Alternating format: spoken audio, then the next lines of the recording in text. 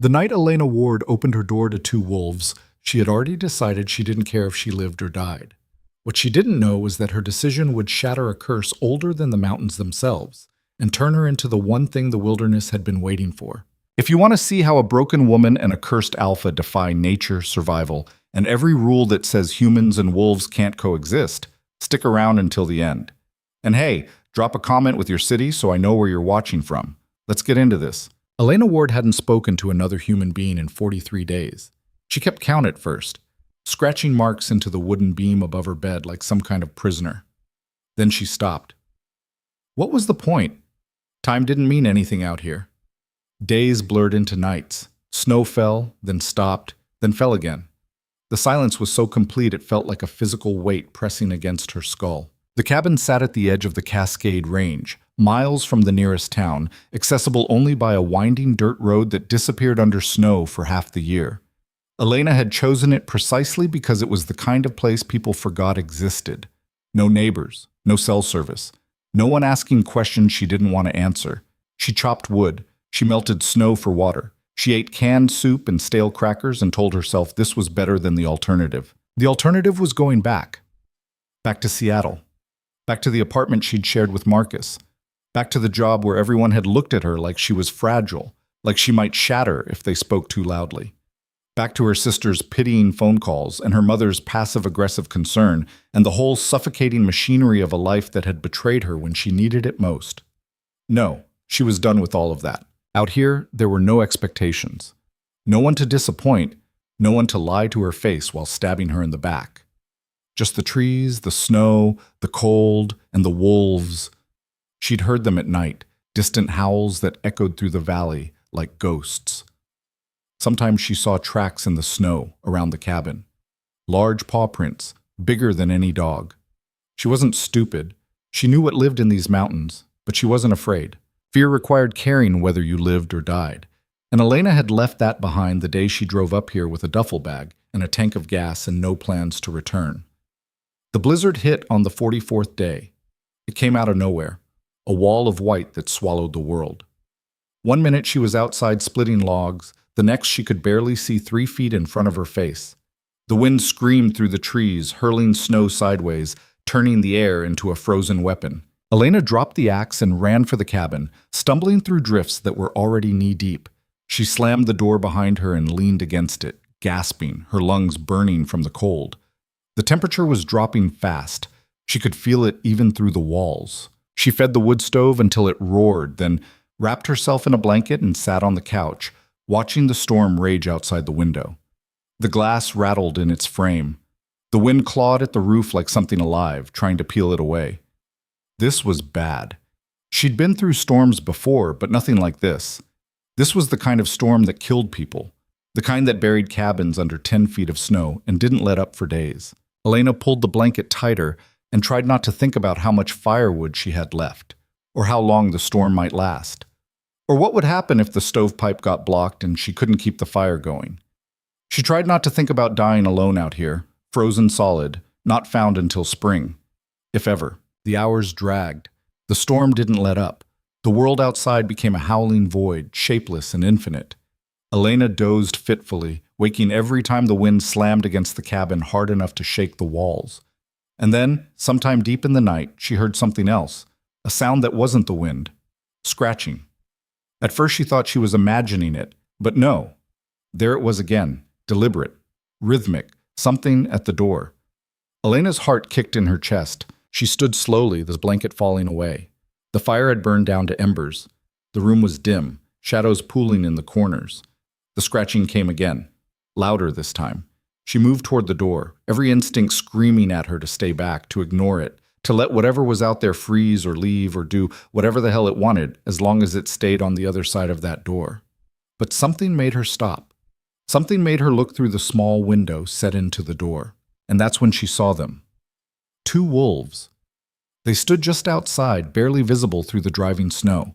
One was massive, dark gray, almost black, with eyes that caught the faint light from inside and reflected it back like mirrors. The other was smaller, lighter in color, and it was lying down. No, not lying down. Collapsed. The smaller wolf was on its side in the snow, flanks heaving, one leg twisted at an unnatural angle. Blood darkened the white ground beneath it. The larger wolf stood over it, looking directly at Elena through the window. For a long moment, neither of them moved. Elena's breath fogged the glass. Her hand hovered near the door handle. This was insane. Wolves were predators, dangerous. She'd be a fool to open that door. But the way the larger wolf was looking at her, it wasn't the blank stare of an animal. There was something in those eyes, something that felt almost like pleading. Jesus Christ, Elena whispered. She unlocked the door. The wind slammed it open the moment the latch released, nearly knocking her backward. Snow poured into the cabin. The larger wolf didn't move, just stood there, watching her. Elena grabbed her coat from the hook by the door and shoved her arms into it. "This is the stupidest thing I've ever done," she muttered. She stepped outside.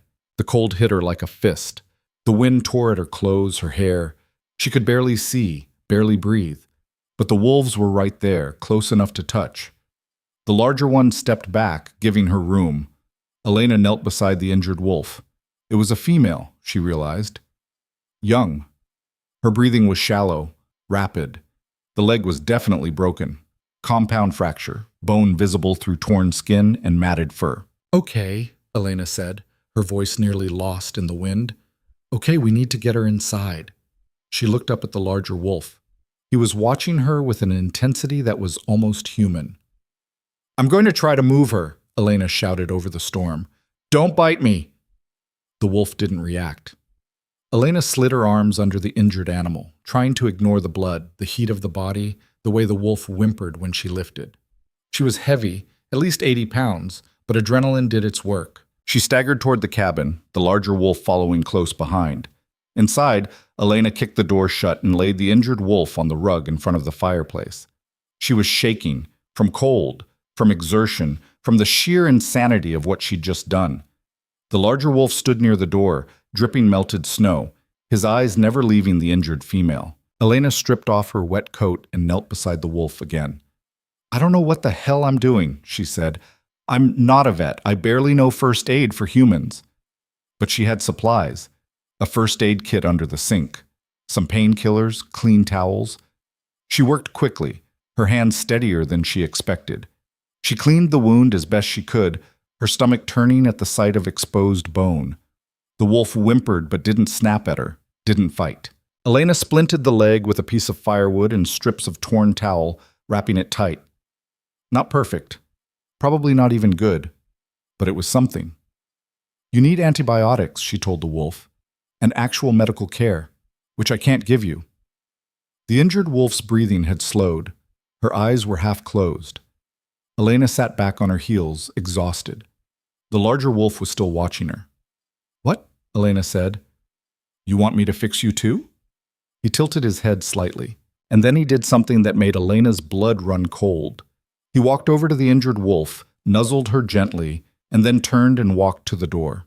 He looked back at Elena, looked at the door, looked at Elena again. "You want out," she said slowly. The wolf waited. Elena stood and opened the door. The storm was still raging. The wolf stepped into the blizzard and disappeared into the white. Elena closed the door and locked it, her hand shaking again. She looked down at the injured wolf on her floor. "What the hell did I just do?" she whispered. The storm lasted 3 days. Elena kept the fire burning and the injured wolf alive. She fed her water from a bowl, dripping it into her mouth when she was too weak to lift her head. She changed the bandages. She slept on the couch, waking every few hours to check on her patient. The wolf's name became Girl because Elena couldn't think of anything else to call her. "How you doing, girl?" she'd ask, checking the splint. Girl would look at her with those amber eyes, and Elena would pretend that meant fine. On the second day, the larger wolf came back. Elena heard the scratching and opened the door to find him standing there with a dead rabbit in his jaws. He dropped it at her feet and walked past her into the cabin. Elena said. "Thanks?" The wolf ignored her. He went straight to Girl, lay down beside her, and rested his head on his paws. Elena stared at them both. "So you're just moving in now?" she said. "That's the plan?" Neither wolf answered. Elena picked up the rabbit, still warm, and carried it to the kitchen. She had no idea if wolves ate cooked meat, but she wasn't about to feed them raw game in her living room. By the third day, the storm broke. Sunlight poured through the windows, turning the snow outside into a blinding field of white. The world looked clean, untouched, like nothing bad had ever happened anywhere. Elena stood at the window drinking instant coffee that tasted like burnt dirt. Behind her, Girl was standing, shakily, but standing. The larger wolf was at her side, supporting her weight. "You're getting better," Elena said, turning. Girl's tail wagged once, weakly. The larger wolf looked at Elena, and for the first time she saw something in his expression that wasn't just animal intelligence. Gratitude. "Don't thank me yet," Elena said. "That leg needs more time. She can't travel." But as she said it, she realized she didn't want them to leave, which was ridiculous. They were wild animals, predators. They belonged out there, not in here with her. But the cabin felt different with them in it. Less empty, less dead. "You can stay," she heard herself say, "until she's healed." The wolf watched her, and Elena could have sworn he understood every word. A week passed, then 2. Girl's leg healed faster than Elena thought possible. She went from standing to limping to walking almost normally in the span of days. The larger wolf, Elena started calling him Alpha, in her head, never left her side unless he was hunting, and he always came back, sometimes with food, sometimes just back. Elena found herself talking to them, not like pets, more like roommates who didn't talk back. "I used to work in marketing," she told them one night, sitting by the fire while they lay nearby. "Corporate branding. Convincing people to buy things they don't need with money they don't have." Alpha's ear flicked.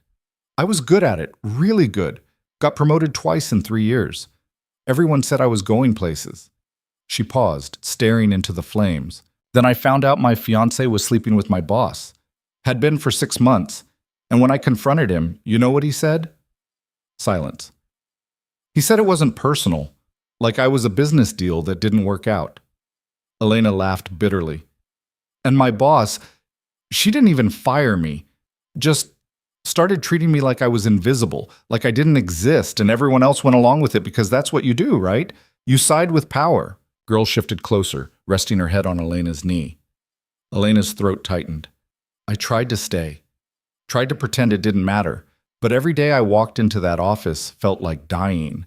So one day I just left, packed up, drove out here. And everyone, my mom, my sister, my friends, they all said I was running away, that I was letting him win." She stroked Girl's fur slowly. "But I didn't care anymore. I just wanted to be somewhere where people couldn't hurt me." Alpha lifted his head, looking at her with those impossibly intelligent eyes. "Out here," Elena whispered. "I don't have to trust anyone." The wolf held her gaze for a long moment, and then he stood, walked over, and rested his massive head against her shoulder. Elena froze. Slowly, carefully, she lifted her hand and placed it on his neck. His fur was thick and warm. She could feel his heartbeat beneath her palm. She started to cry. Not loud, not dramatic, just quiet tears that slid down her face and dripped onto his fur. And the wolf didn't move. He just stayed there, solid and real, while she broke apart. On the 15th day, Elena woke to find the cabin empty.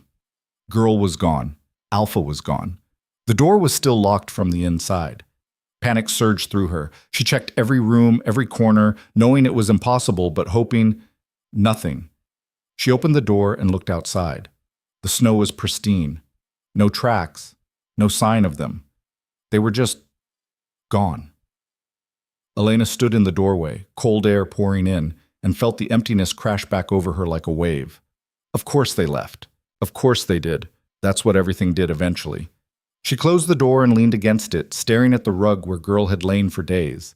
There was still a faint impression in the fabric, still a few stray hairs. "Stupid," she whispered. "So stupid." She'd let herself care. Again. And it had hurt. Again. Elena walked to the kitchen and poured herself coffee with shaking hands. The cabin felt too quiet now, too big. The silence wasn't peaceful anymore. It was oppressive, suffocating. She lasted 3 hours before she grabbed her coat and went outside. The forest was still. Snow clung to the branches, turning the trees into sculptures. Elena walked without direction, just moving, needing to do something other than sit in that cabin and feel sorry for herself. She found their tracks half a mile out. 4 paws, 2 sets. They led deeper into the forest, toward the ridge. Elena followed. She told herself she was just curious, just wanted to see where they'd gone. But the truth was simpler and more pathetic. She wanted them back. The tracks led to a clearing where the snow had been disturbed, packed down in places, stained red in others. A kill site. Elena's stomach turned. She started to back away. And then she saw him. Alpha. He was standing at the edge of the clearing, watching her. Elena's breath caught. "You came back," she said. The wolf didn't move. "Or you never really left." He tilted his head. Elena took a step forward, then another. "I thought—" Her voice cracked. "I thought you were gone." Alpha walked toward her slowly, deliberately. When he reached her, he sat down in the snow and looked up at her. Elena knelt in front of him. "I don't understand you," she said. "I don't understand any of this." The wolf leaned forward and pressed his forehead against hers, and Elena felt it, something she hadn't felt in so long she'd forgotten what it was called. Connection. Not love. Not yet. But the possibility of it. The beginning. Alpha kept coming back after that. Girl was gone, healed enough to rejoin the pack, Elena assumed, but Alpha returned every few days, always at dusk, always alone. Sometimes he brought food, sometimes he just sat outside the cabin and waited until Elena opened the door. She started leaving it unlocked for him. "This is crazy," she told him one night as he lay by the fire. "You know that, right? People don't just adopt wolves." His tail thumped once against the floor. "And I'm talking to you like you understand me, which makes me crazy too." Another thump. Elena smiled despite herself. It was the first time she'd smiled in months. The winter deepened, the snow piled higher, and slowly, carefully, Elena felt something inside her begin to thaw. She started eating real meals instead of canned soup, started keeping the cabin cleaner, started splitting wood not because she had to, but because the rhythm of it felt good. She even started sketching again, something she hadn't done since college. Rough drawings of the forest, the cabin, Alpha sleeping by the fire. One night, as she was drawing, Alpha walked over and looked at the sketch. Elena held it up. "What do you think?" He snorted, an actual snort, and walked away. "Critic," Elena muttered. But she kept drawing, and Alpha kept coming back, and the cabin didn't feel like a tomb anymore. It felt like a home. Spring came slowly to the mountains. The snow melted in patches, revealing dead grass and muddy earth. The stream swelled with runoff. Birds returned, filling the air with sound. Elena had been in the cabin for almost 6 months. She stood on the porch one morning, drinking coffee and watching the sunrise paint the peaks gold and pink, and realized something.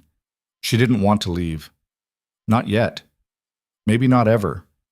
Out here, she'd found something she thought she'd lost forever. Not happiness, not exactly, but peace and trust. In herself, in the world, in the wolf who appeared at her door like clockwork, who never asked for anything, who just existed beside her. "I think I'm going to stay," she told Alpha that night, "out here, for good." The wolf looked at her with those knowing eyes. "You think I'm crazy, don't you?" He huffed, amused if a wolf could be amused. "Yeah, well, maybe I am." Elena reached out and scratched behind his ears. "But I think I'm finally okay with that." Alpha leaned into her touch, and Elena felt something settle in her chest. This was right. This was where she belonged. Not back in Seattle, not in the life she'd fled. Here, in the wild, with the wolves, with him. And as the fire crackled and the stars came out and Alpha's breathing slowed into sleep, Elena Ward made a decision. She wasn't running anymore. She was home. The day Elena decided to follow Alpha into the deep woods was the day everything changed. It started with blood on the porch. She'd woken to find it there, dark streaks across the wooden planks, still wet enough to glisten in the early light. Not a lot, but enough to make her heart slam against her ribs. "Alpha," she called, stepping outside in bare feet and pajama pants. No answer, just the wind moving through the pines. The blood trail led off the porch and into the trees. Elena didn't think. She grabbed her boots, shoved her feet into them unlaced, and followed. The trail wasn't hard to track. Droplets on leaves, smears on bark. She moved fast, branches whipping at her face, her breath coming hard. She found him a quarter-mile out, lying in a shallow ravine. "Oh, God!" Alpha lifted his head when she crashed through the underbrush. His left shoulder was torn open, a gash that ran from his neck to his foreleg. The wound was deep, ragged, fresh. Elena slid down the slope, rocks skittering under her boots. "What the hell happened to you?" The wolf tried to stand and couldn't. His leg buckled. "Stop," Elena said, dropping to her knees beside him. "Don't move." She pressed her hand against the wound, trying to slow the bleeding. Her fingers came away slick and red. Too much blood. Way too much. "I need to get you back to the cabin," she said. "Can you walk?" Alpha's eyes met hers. There was pain there, but also something else. Refusal. "What do you mean, no?" Elena's voice cracked. "You're bleeding out. You need—" He turned his head toward the deeper woods, growled low. "There's something out there," Elena said slowly. "Something you don't want me near." The wolf's growl deepened. Too bad. Elena stood and looked around for something, anything she could use as a travois. There were fallen branches everywhere, but nothing long enough, straight enough. "Okay," she said. "New plan." She stripped off her jacket and tied the sleeves together, creating a makeshift sling. Then she knelt beside Alpha again. "This is going to hurt like hell," she told him, "but I'm getting you home." It took 20 minutes to half-drag, half-carry him back to the cabin. He was easily 140 pounds of dead weight, and by the time she got him through the door, Elena's arms were shaking and her back screamed in protest. She laid him on the rug and ran for her supplies. The wound was worse up close. She could see muscle, see the white gleam of bone beneath. Her hand shook as she cleaned it, as she tried to remember everything she'd learned patching up Girl. "You need a vet," she whispered. "You need someone who actually knows what they're doing." Alpha's breathing was shallow. His eyes were half closed. Elena worked fast. She used fishing line to stitch the worst of it, crude, ugly stitches that would probably scar, but they held. She packed the wound with gauze and wrapped it tight with strips of clean cloth. When she was done, she sat back on her heels, covered in blood, shaking. "Don't you dare die," she told him. "You hear me? Don't you dare?" The wolf's eyes opened, focused on her. And then he did something he'd never done before. He lifted one massive paw and placed it on her knee. Elena's breath hitched. She covered his paw with her hand and held on. Well, Alpha didn't die. But he didn't heal fast either. For 3 days he lay by the fire, barely moving. Elena stayed beside him, changing bandages, forcing water down his throat, talking to him even when she wasn't sure he could hear. "I looked it up once," she told him on the second night. "Wolves. How they live. Did you know the alpha isn't always the strongest? Sometimes it's the smartest, the one who thinks ahead." She smoothed the fur on his head carefully. "That's you, isn't it? You think? You plan. You're not just some animal." Alpha's ear twitched. "I don't know what you are," Elena continued, "but I know you're different." On the 4th day, he stood, shakily, his left leg dragging, but he stood. Elena was at the stove making coffee when she heard the scrape of claws on wood. She turned, and there he was, on his feet, swaying slightly. "You stubborn bastard," she said, smiling despite herself. Alpha limped to the door and looked back at her. "No," Elena said. "Absolutely not. You're not healed enough to—" He growled. "I don't care. You're staying inside until—" He barked, sharp, commanding. Elena crossed her arms. "You can't just boss me around because you're an alpha wolf." He barked again. "This is ridiculous." But she opened the door anyway. Alpha limped outside and stood on the porch, looking toward the tree line. "What is it?" Elena asked, stepping beside him. "What's out there?" The forest was quiet. Too quiet. And then she heard it, a sound like nothing she'd ever heard before. Low, guttural, somewhere between a roar and a scream. Every hair on Elena's body stood up. "What the hell was that?" Alpha's hackles rose. He stepped in front of her, putting his body between her and the trees. The sound came again, closer this time. "We should go inside," Elena said. Alpha didn't move. "Now," Elena insisted, grabbing his collar. When had she put a collar on him? She hadn't, but her hand found purchase in his fur, and she pulled. He resisted for a moment, then limped back inside. Elena slammed the door and locked it. Her heart was hammering. "That was a bear, wasn't it?" she said. "That's what hurt you." Alpha lay down in front of the door, his eyes fixed on it. "It's coming here," Elena whispered. The wolf didn't disagree. The bear didn't come that night, or the next, but Elena felt it out there. A presence in the woods, something big and angry and territorial. She started keeping the rifle by the door. She'd bought it when she first moved to the cabin, more as a precaution than anything. She'd never fired it at a living thing, wasn't sure she could, but if that thing came for Alpha, she'd figure it out. A week passed. Alpha's wound scabbed over, the stitches holding. He started moving more normally, though he still favored his left side. And then one morning, Elena woke to find 5 wolves on her porch. She froze at the window, coffee cup halfway to her lips. They were sitting in a semicircle, all facing the door, waiting. Alpha was already awake, standing at the door, his tail wagging slowly. "You've got to be kidding me," Elena muttered. She opened the door. The wolves didn't move, didn't react, just sat there, watching her with those unnerving, intelligent eyes. Elena said. "Hi." One of them, a gray female with a white blaze on her chest, stood and approached. She sniffed Elena's hand, then licked it once. "Okay," Elena said slowly. "That's friendly?" The wolf walked past her into the cabin. "Or you could just come in. That's cool too." The others followed. One by one, they filed inside, moving around the space like they owned it, sniffing corners, inspecting furniture. Alpha sat down beside Elena and huffed, amused again. "This is your pack," Elena said. He tilted his head. "And you brought them here, to meet me." Another huff. "I don't have enough food for all of you." As if on cue, one of the wolves, a massive brown male, trotted to the door and barked. Elena looked outside. There were 3 dead rabbits on the porch. "You brought groceries," she said flatly. The brown wolf looked extraordinarily pleased with himself.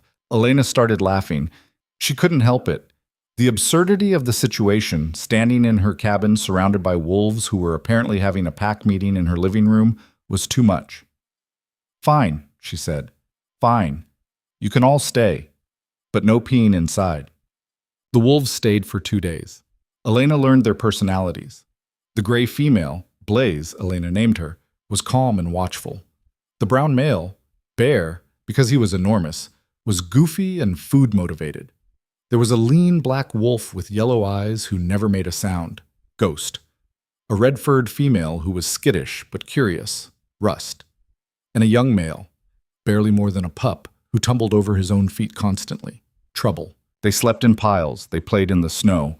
They brought her food and watched her cook it with expressions that clearly said, "You're doing it wrong." And they treated Alpha with unmistakable deference. He was the leader. No question. But the way he looked at Elena, the way he stayed close to her, the way he positioned himself between her and the others when they got too rowdy, that was different. That was protection. That was choice. On the 3rd morning, Elena woke to find them gone, all except Alpha. He was on the porch, watching the sunrise. Elena brought her coffee outside and sat beside him. "They your family?" she asked. His ear flicked. "They seem nice, well-behaved for wild animals." Alpha turned to look at her. "I know," Elena said. "You're not just wild animals. You've made that pretty clear." She sipped her coffee. It was getting colder again. Snow clouds gathering on the horizon.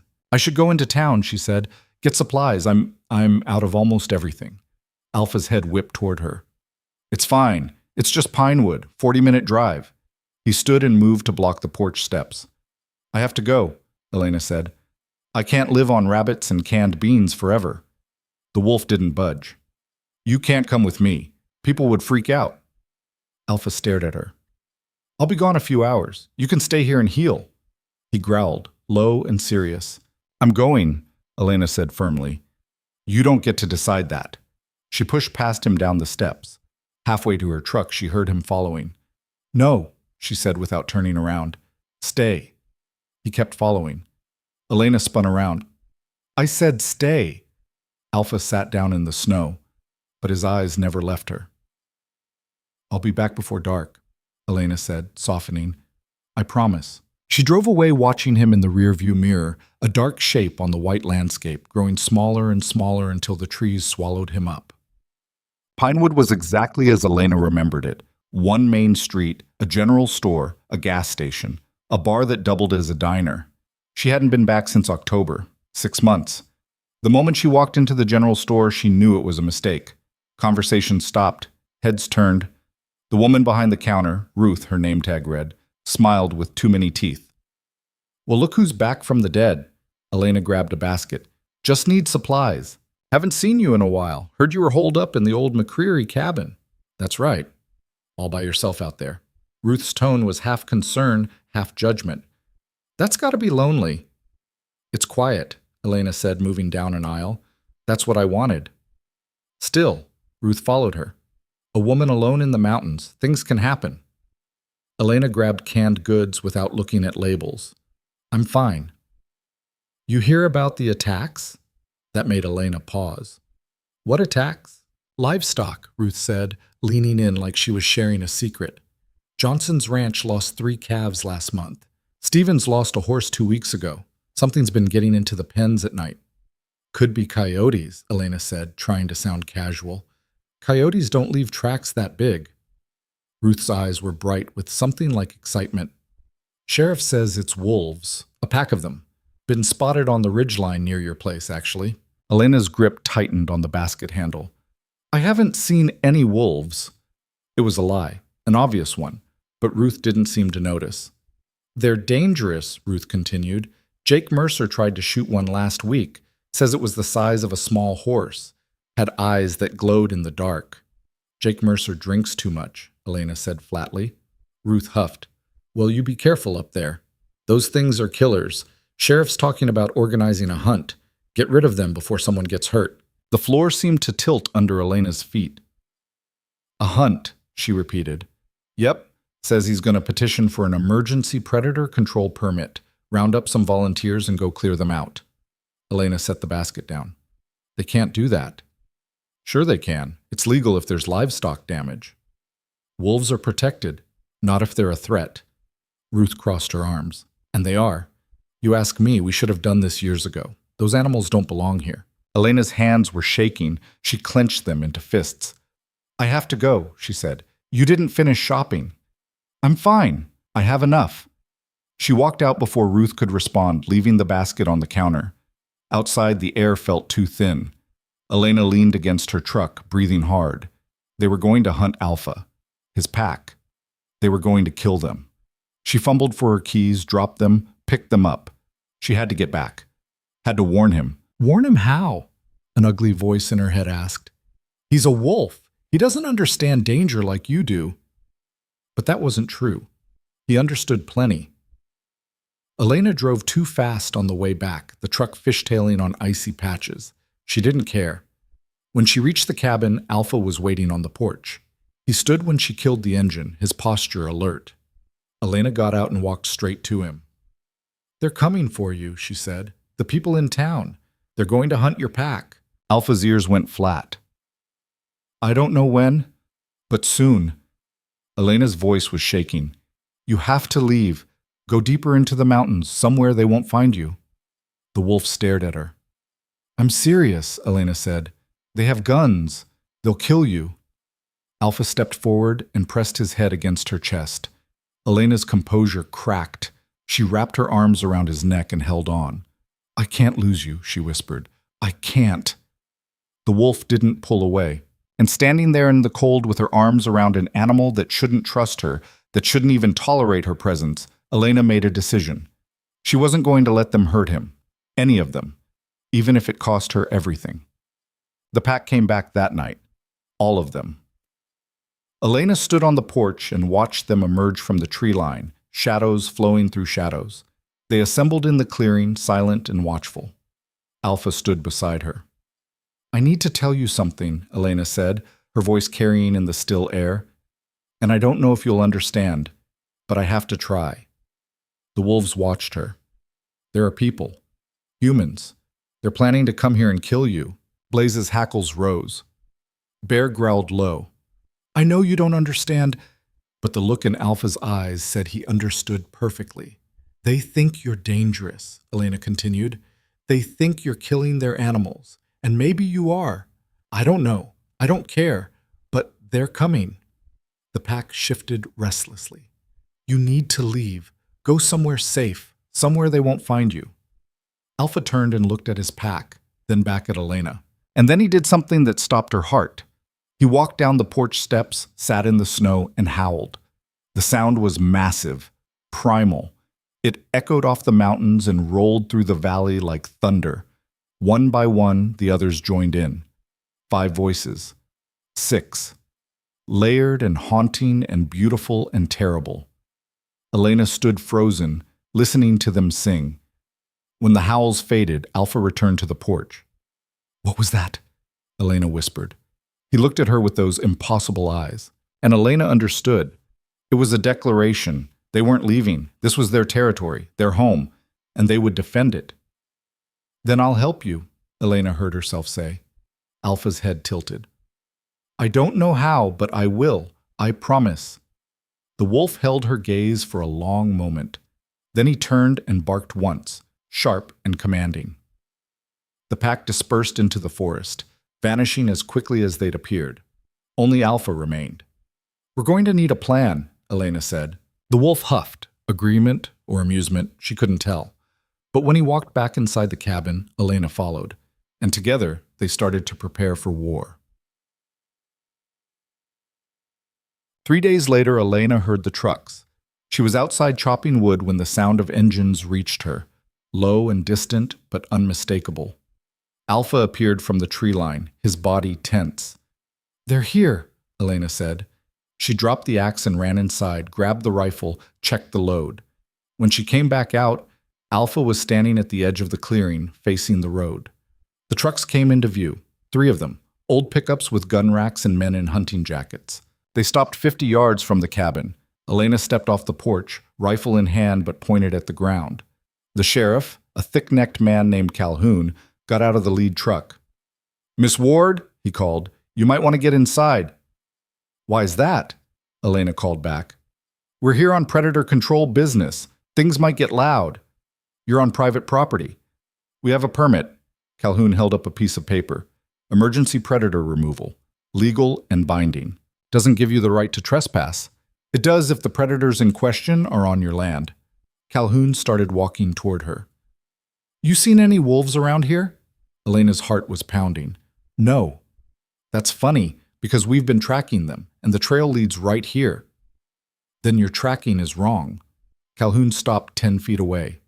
His eyes moved past her to Alpha, who was standing perfectly still at the tree line. That a wolf behind you, Miss Ward? Elena didn't turn around. That's my dog. That's not a dog. He's a wolf-dog hybrid. Perfectly legal. Looks full wolf to me. You're not a veterinarian. Calhoun's jaw tightened. Miss Ward, I'm going to ask you once to step aside. No? This isn't a request. And this is my property. You want to shoot anything on it, you'll have to go through me first. One of the other men, Jake Mercer, drunk even at 10 in the morning, laughed from his truck. She's crazy, Sheriff. Everyone knows it.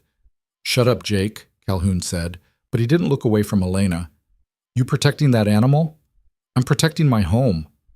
That animal is dangerous. He's never hurt anyone. How do you know what he's done? Calhoun's voice rose. You've been watching him every second? You know where he goes at night? Elena's hands tightened on the rifle. I know he's not a threat. 3 ranches would disagree. Then prove it was him. Calhoun stepped closer. You're making a mistake. I've made plenty. This isn't one of them. For a long moment, they stared at each other. Then Calhoun raised his hand. The men in the trucks lifted their rifles. Last chance, Calhoun said. Elena raised her rifle and pointed it at his chest. The clearing went dead silent. You're not killing him, Elena said, her voice steady despite the adrenaline screaming through her veins. Not today. Not ever. Calhoun's face went red. You're threatening a law enforcement officer. I'm defending my property. That's not... A howl cut him off. Then another, and another. The pack emerged from the forest on all sides, silent as ghosts until they wanted to be seen. 6 wolves, then 8, then 12. They surrounded the clearing, eyes glowing in the shadows. The men in the truck started shouting. Rifle barrels swung wildly. "Hold your fire!" Calhoun yelled. "Hold your—" Alpha stepped forward, slowly, deliberately. He walked past Elena and stopped between her and Calhoun. His hackles were raised, his teeth bared, but he didn't attack. He just stood there, waiting. Calhoun took a step back, then another. "We're leaving," he said, his voice tight. "But this isn't over." "Yeah," Elena said. "It is." Calhoun backed towards his truck, never taking his eyes off Alpha. The other men scrambled into their vehicles. The engines roared to life. The trucks reversed in a spray of gravel and mud, turned, and disappeared down the road. Silence fell over the clearing. Elena lowered her rifle. Her hands were shaking so hard she could barely hold it. The pack melted back into the forest, all except Alpha. He turned and looked at her. "That was incredibly stupid," Elena said, her voice cracking. "I just threatened a sheriff. I could go to jail. I could—" Alpha walked to her and pressed his head against her side. Elena dropped the rifle and sank to her knees in the snow. She buried her face in his fur and started to cry, ugly, gasping sobs that she couldn't stop. The wolf stood solid and warm and real, holding her up when she couldn't hold herself. "I don't know what I'm doing," she whispered. "I don't know what any of this is." But even as she said it, she knew the truth.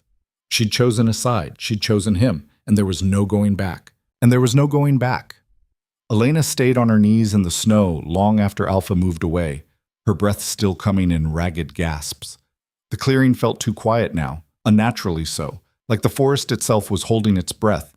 She wiped her eyes with the back of her hand and stood, her legs unsteady. The rifle lay in the snow where she'd dropped it. She picked it up, checked the safety, and walked back to the cabin on autopilot. Inside, she set the rifle by the door and sank onto the couch. Her whole body was shaking, not from cold, but from the aftershock of what she'd just done. She'd pointed a gun at a sheriff, in front of witnesses. The smart thing would be to pack up and leave. Right now.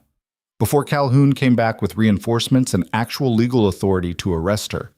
But she didn't move. Alpha padded into the cabin and sat in front of her, his golden eyes studying her face. "I'm an idiot," Elena said. The wolf tilted his head. "I should run. Get out while I still can." Alpha didn't react. "But I won't," Elena continued, her voice hardening. "Because they'll just come back and kill you the second I'm gone." She leaned forward, elbows on her knees. "So now what? We wait for them to come back with a warrant? With the state police? What's the plan here?" Alpha stood and walked to the door. He looked back at her and barked once. "You want me to follow you?" Elena said. Another bark. "Into the woods, where the bear is." The wolf's expression didn't change. Elena laughed, a bitter, exhausted sound. "You know what? Why not? I've already lost my mind. Might as well go all in." She grabbed her coat, her boots, a water bottle, strapped a knife to her belt because the rifle felt too heavy, too final. Alpha was already outside, waiting. "Lead the way," Elena said. They walked for over an hour, moving deeper into the mountains than Elena had ever been. The trees grew denser here, the snow deeper, no trails, no signs of human presence, just wilderness. Alpha moved with purpose, his stride steady despite the healing wound on his shoulder. Elena struggled to keep up, her breath fogging the air, her legs burning. "Where are we going?" she called. The wolf didn't slow. They climbed a ridge, the slope so steep Elena had to grab onto branches to pull herself up. Her hands were numb. Her face stung from the cold. At the top, Alpha stopped. Elena crested the ridge and froze. Below them was a valley she'd never seen before, a bowl of white surrounded by jagged peaks. And in the center, partially hidden by trees, was a structure. Not a cabin. Something older. Stone walls half collapsed, a roof long gone. Ruins. "What is that?" Elena whispered. Alpha started down the slope. The structure was bigger than it had looked from above. The walls were at least 8 feet tall in places, built from massive stones that must have weighed hundreds of pounds each. There were carvings on some of them, symbols Elena didn't recognize. "Who built this?" she asked, running her hand over the cold stone. Alpha walked through a gap in the wall and disappeared inside. Elena followed. The interior was open to the sky, the floor covered in snow and debris. But in the center was a flat stone, a platform almost, and around it, more carvings. Alpha sat on the platform and looked at her. Elena approached slowly. "What is this place?" The wolf didn't answer, but something about the space felt charged, sacred almost. She climbed onto the platform and sat beside him. From here, she could see the whole valley. It was beautiful, untouched. "Is this where your pack lives?" Elena asked. Alpha leaned against her, his weight solid and warm. They sat in silence for a long time. Then Elena heard it. Footsteps. She spun around, her hand going to the knife at her belt. A figure emerged from the trees, a man, tall and broad-shouldered, wearing a heavy coat and boots. His face was weathered, his hair shot through with gray. He stopped when he saw her. "You must be Elena Ward," he said. Elena stood, putting herself between the stranger and Alpha. "Who are you?" "Name's Daniel Frost." He raised his hands, palms out. "I'm not here to hurt you." "Then why are you here?" "Same reason you are, I'd guess." Daniel's eyes moved to Alpha. "Because of them." Elena's grip tightened on the knife. "If you're with Calhoun..." "I'm not with anyone." Daniel lowered his hands slowly. "I've been watching you. Watching what you've done. How you've protected them." "You've been spying on me?" "I've been keeping an eye on the situation." Daniel took a careful step forward. "You have no idea what you're involved in, do you?" "I know enough." "Do you?" Daniel's expression was serious. "Do you know why that wolf brought you here, to this place?" Elena glanced at Alpha. The wolf was watching Daniel with an intensity that made the hair on her neck stand up. "These ruins," Daniel continued, gesturing to the stone walls, "they're old, older than the town, older than the ranches. The people who built them, they understood things we've forgotten." "What kind of things?" "The bond between human and animal, the way the wild and the civilized can coexist." Daniel's voice dropped. "And the cost of breaking that bond." "You're not making sense." "That wolf isn't just a wolf, Miss Ward, and you're not just a woman hiding in the woods." Elena's heart was pounding. "What are you talking about?" Daniel reached into his coat and pulled out a small leather journal. He held it out to her. "My grandfather wrote this," he said. "He was a trapper. Spent his whole life in these mountains, and he saw things he couldn't explain." Elena took the journal. The leather was cracked and worn, the pages yellowed. "Read it," Daniel said. "Then decide if you still think you know what's happening here." Before Elena could respond, Alpha growled, low and dangerous.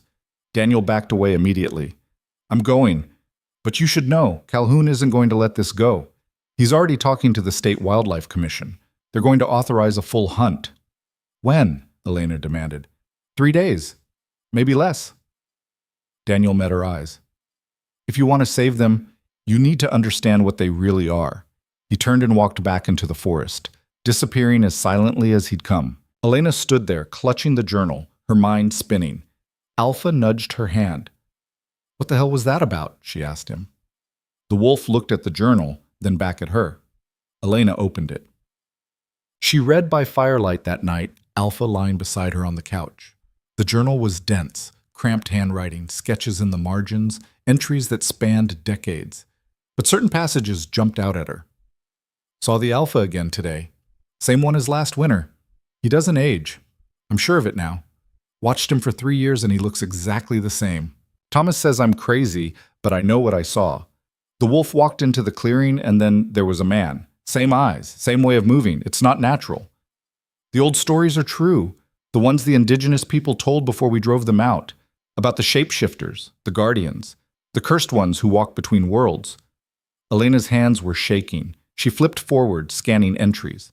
"They're not animals, they're something else. Something that used to be human, but chose to leave that behind. Or were forced to. Met one tonight.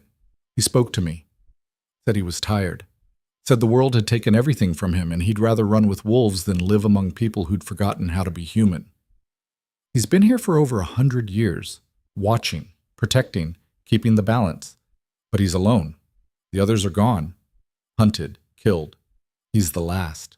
Elena set the journal down. Her throat was tight. Is this true? She asked Alpha. The wolf was watching her, not moving, not reacting. Are you... She couldn't finish the sentence. It sounded insane even thinking it. Alpha stood and walked to the door. He looked back at her. You want me to see something? Elena said. He barked once. Elena grabbed her coat. Her hands were numb as she pulled it on, as she followed him outside into the freezing night. The moon was full, turning the snow into a field of silver. Alpha led her away from the cabin, into the trees, to a small clearing she'd never noticed before. He stopped in the center and turned to face her. And then he did something impossible. His body began to shift. Elena's scream caught in her throat. She stumbled backward, her mind refusing to process what she was seeing. The wolf's form blurred. Bones cracked and reformed. Fur receded. The shape compressed and expanded and twisted until... A man stood where the wolf had been. He was tall, muscular, with dark hair that fell to his shoulders and eyes that were still golden, still inhuman.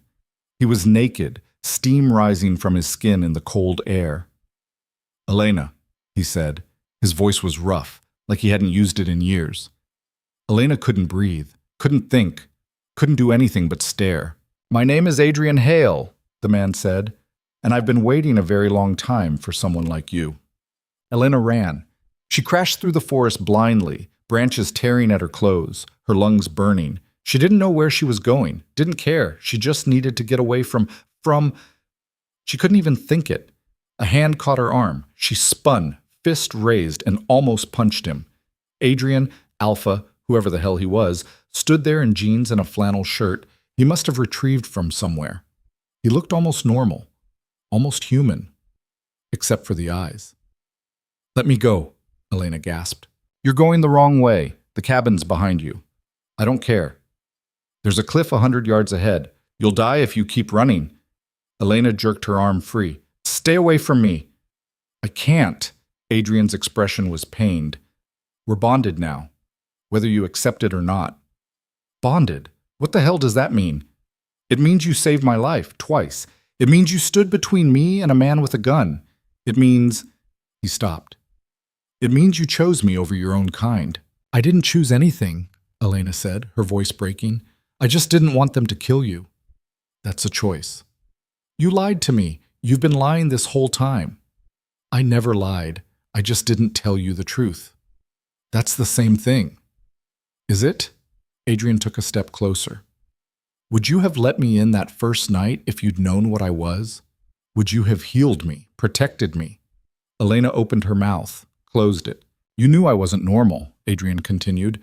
You felt it, but you helped me anyway. That's why the bond formed. This is insane. Elena's voice was shaking. You're telling me you're, what, a werewolf? A shapeshifter? This doesn't happen. This isn't real. You saw me change. I don't know what I saw. I'm probably hypothermic, hallucinating. Adrian reached out and took her hand. His skin was warm, too warm for someone standing barefoot in the snow. I was human once, he said quietly. A long time ago. Before the town existed, before the ranches. I lived in these mountains with people who understood the balance between civilization and wilderness. What happened? We were betrayed, hunted. The ones who survived were given a choice, die as humans or live as wolves. His jaw tightened. I chose to live, but it came with a cost. What cost? I couldn't go back. Once I changed, once I became part of the pack, I couldn't become human again. The curse, the magic, whatever you want to call it, it locked me in that form.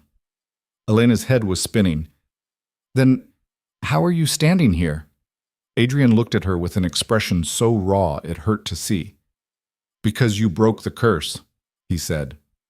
They walked back to the cabin in silence. Elena's mind was a mess of disbelief and fear, and something else she couldn't name. Inside, Adrian built up the fire while Elena sat on the couch, still shaking. I need you to explain, she said finally. All of it. No more secrets. Adrian sat on the floor in front of the fire, his back to the flames. The curse was tied to belief, he said. I believed humans were cruel, selfish, incapable of caring about anything but themselves. And you proved me wrong. He looked at her. You risked everything for me, for the pack. You asked for nothing in return. You didn't even know what I was, but you protected me anyway. Elena shook her head. That doesn't make sense. I'm not special. You're exactly what was needed. Adrian's voice was firm. Someone who chose compassion over fear, trust over self-preservation. That's the only thing powerful enough to break a curse built on cynicism and betrayal. So what happens now? Elena asked. You're human again. Are you going to leave? I can shift between forms now, Adrian said. But the pack is still my family. This is still my home. And the town is still coming to kill you. Yes. Elena stood and paced. Then we need to leave. All of us. Go somewhere they won't find you. There is nowhere they won't find us. And even if there was, Adrian stood too. This is our territory.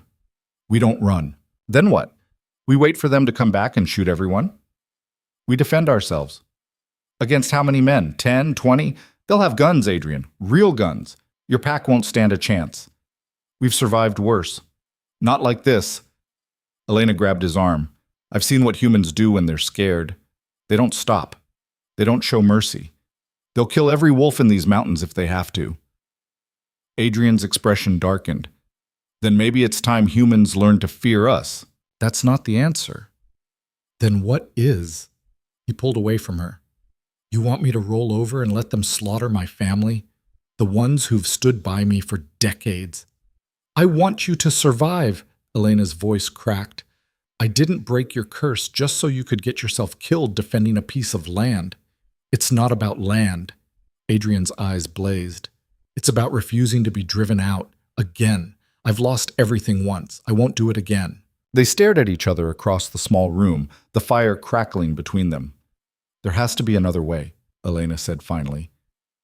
If there is, I don't see it. Elena turned away, her mind racing. There had to be something, some way to... The sound of breaking glass cut through the night. Adrian spun toward the window. Get down! Elena hit the floor as another window shattered. Something flew through the opening and landed on the floor. A bottle. Flames licking up its sides. Out! Adrian shouted. Now! He grabbed Elena and hauled her toward the door just as the Molotov cocktail exploded. Fire bloomed across the floor, spreading fast. They burst outside into chaos. Men were everywhere, headlights cutting through the dark, shouts and gunfire. The pack appeared from the forest, shapes flowing through the shadows. But there were too many men, too many guns. Get to the trees! Adrian yelled. A shot rang out. Adrian jerked, his hand going to his side, blood welled between his fingers. No! Elena screamed. She grabbed him as he stumbled. He was heavy, too heavy.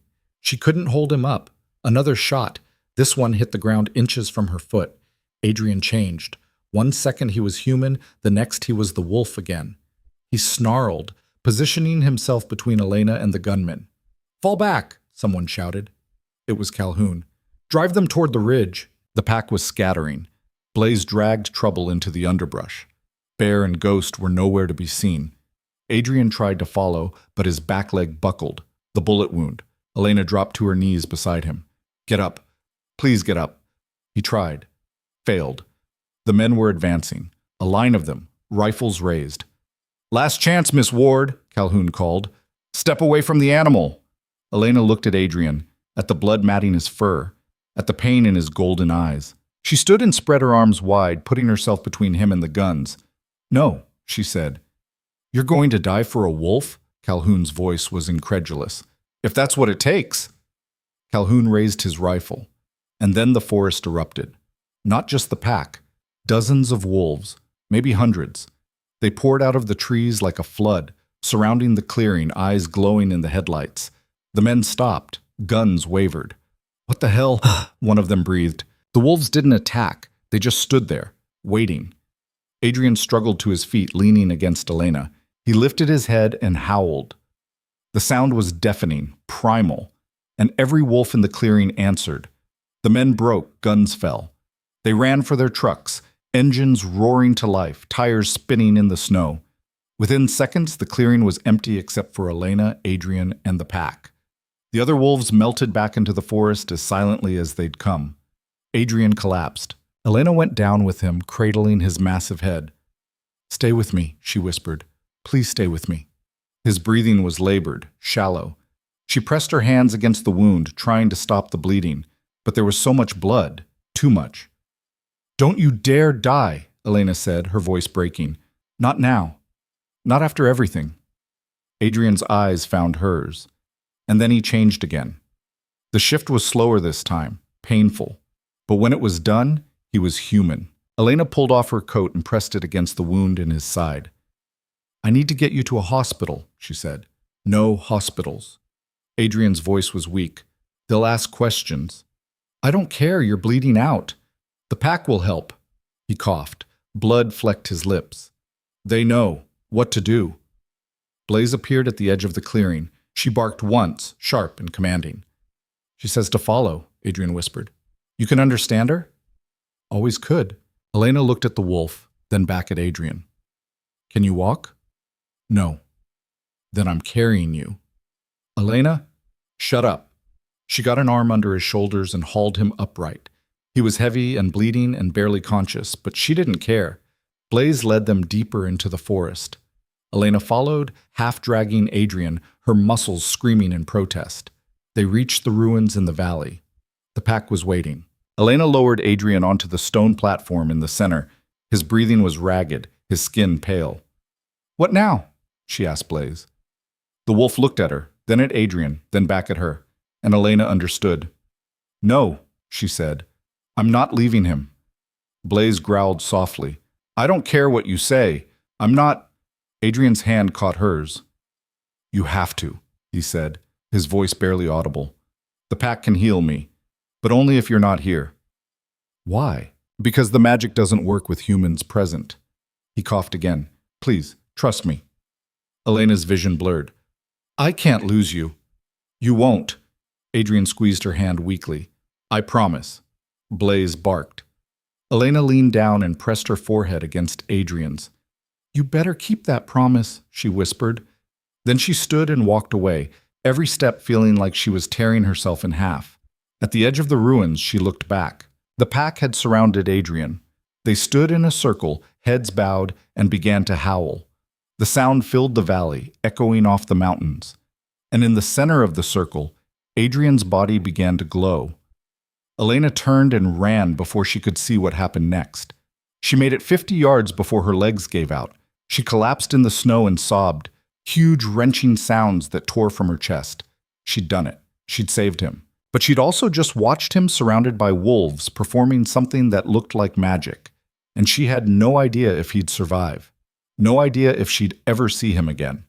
The howling continued behind her, rising and falling like a song. Elena buried her face in her hands and waited for it to end. The howling stopped. The silence that followed was worse, heavy and suffocating, like the whole world had stopped breathing. Elena lifted her head. Her face was numb from cold and tears. Her hands were shaking so badly she had to clench them into fists to make them stop. She stood on legs that barely supported her weight and turned back toward the ruins. The glow was gone. The pack was dispersing, shadows melting into the forest. And on the stone platform, alone, was Adrian, human, alive. Elena ran. She stumbled through the snow, falling twice, not caring. When she reached him, he was sitting up, one hand pressed to his side where the bullet wound had been. His shirt was torn and bloody, but the skin beneath was whole, healed. "You're okay," Elena gasped. "You're—" Adrian looked up at her. His eyes were different, clearer, more focused, like something that had been clouded for years had finally lifted. "I'm okay," he said. Elena dropped to her knees beside him and grabbed his shoulders, needing to feel that he was real, that he was solid. "How?" "The pack. The old magic." Adrian's voice was steady despite everything. "It doesn't work the way people think. It's not about spells or rituals. It's about connection, pack bonds. When we came together, when we focused that energy, you healed." Elena was still touching him. her hands on his arms, his chest, checking for wounds that weren't there anymore. You actually healed. We healed each other. Adrian caught her hands, stilling them. That's how it works. No one survives alone. Not really. Elena's throat tightened. She wanted to say something, anything, but the words wouldn't come. Adrian stood, pulling her up with him. We need to move. Calhoun will come back, probably with more men. Let them come. Elena's voice was harder than she expected. I'm done running. I'm done hiding. Elena, they burned my cabin. They shot you. They tried to kill us both. She pulled her hands free. And I'm supposed to just leave? Just let them win? This isn't about winning. Yes, it is. Elena turned to face him fully. Because if we run, they'll just keep hunting. They'll keep killing until there's nothing left. But if we stand our ground, if we make them see— They won't see, Adrian interrupted. Humans don't change their minds when they're afraid. They double down, get more violent, more desperate. Not all humans. Enough of them. Elena shook her head. You spent 100 years believing that, and it trapped you as a wolf. Maybe it's time to believe something different. Adrian stared at her. What are you suggesting? I'm suggesting we go back. Elena's pulse was racing, but her voice was steady. We go to Pinewood. We show them you're not a monster, that the pack isn't a threat. They'll shoot us on sight. Then we make sure they can't. Elena started walking toward the edge of the ruins. Daniel Frost said the old stories are true. That means other people know about you, about what you are. A handful of people knowing doesn't change anything. It changes everything. Elena spun back to face him. Because if we can convince them, they can convince others. We just need one person to stand with us. Then another, then another. And if it doesn't work, then at least we tried. Adrian was quiet for a long moment. Then he said, You're either the bravest person I've ever met or the most foolish. Probably both. Elena managed a weak smile. But I didn't break a 100-year-old curse just to watch you die in the woods. Adrian's expression softened. He closed the distance between them and cupped her face in his hands. You realize this is insane. I've been insane since the day I opened my door to a wolf. Fair point. He kissed her then, quick and hard and desperate. When he pulled back, his eyes were blazing. If we're doing this, he said, we do it right. No half measures. We bring the whole pack. Elena's heart kicked. All of them? Every single one. Adrian's smile was sharp. If we're going to show them, we're not afraid, let's show them. Dawn was breaking when they reached the cabin, or what was left of it. The fire had gutted most of the structure. The roof had caved in, walls blackened and collapsed. Everything Elena owned, what little she'd brought with her to this place, was gone. She stood at the edge of the clearing, staring at the ruins. I'm sorry, Adrian said quietly. Don't be. Elena's voice was hollow. I never belonged to that life anyway. She walked closer, picking through the debris. The wood stove was still intact, a twisted metal skeleton in the wreckage. The couch was a charred frame. The books she'd brought, gone. The sketches she'd drawn, ash. But in the corner, half buried under fallen timber, was the rifle. Elena pulled it free. The stock was scorched, but the barrel was intact. She checked the chamber, still loaded. You planning to use that? Adrian asked. Only if I have to. Elena slung it over her shoulder. But I'm not going in unarmed. The pack arrived as the sun cleared the mountains, 23 wolves moving through the trees like ghosts. Blaze led them, with Bear and Ghost flanking. Trouble bounded ahead, still young enough to think this was an adventure. Adrian stood in the center of the clearing and addressed them in a series of barks and growls that sounded like language. The wolves listened, ears pricked, eyes focused. When he finished, Blaze stepped forward and touched her nose to his. An agreement. A pledge. They're with us, Adrian said, turning to Elena. All of them. Elena looked at the assembled pack, at the scars and the strength and the intelligence in their eyes. Then let's go show Pinewood what we're made of. They walked into town at noon, 23 wolves and 2 humans moving down Main Street like a parade. People stopped on the sidewalks, hands frozen on door handles, mouths open. A woman screamed. A man dropped his coffee. Car brakes squealed as drivers swerved to avoid them. Elena walked at the front with Adrian beside her in wolf form. Blaze flanked her left, Bear her right.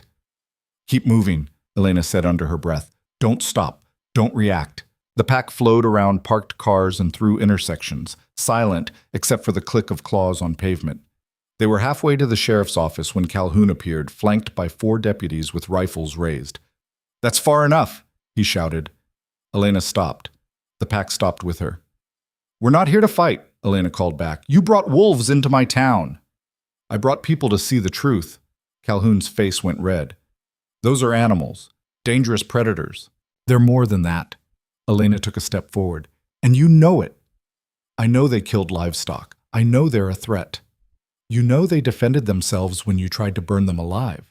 Elena's voice carried across the street. A crowd was gathering, shop owners, customers, people drawn by the commotion. You came to my home with guns and fire. You tried to murder me and every wolf in these mountains, and you're calling them dangerous? Murmurs rippled through the crowd. She's got a point, someone said. Shut up, Jake, Calhoun snapped, but his grip on the rifle wavered. Elena pressed forward. These wolves have lived in these mountains for longer than this town has existed. They've never attacked a human, never threatened anyone who didn't threaten them first. What about the livestock? A woman shouted from the crowd. What about it? Elena shot back. You build ranches on their hunting grounds and then act surprised when they hunt? You fence off water sources and complain when they break through? We have a right to protect our property, Calhoun said, and they have a right to survive. Elena turned to address the crowd.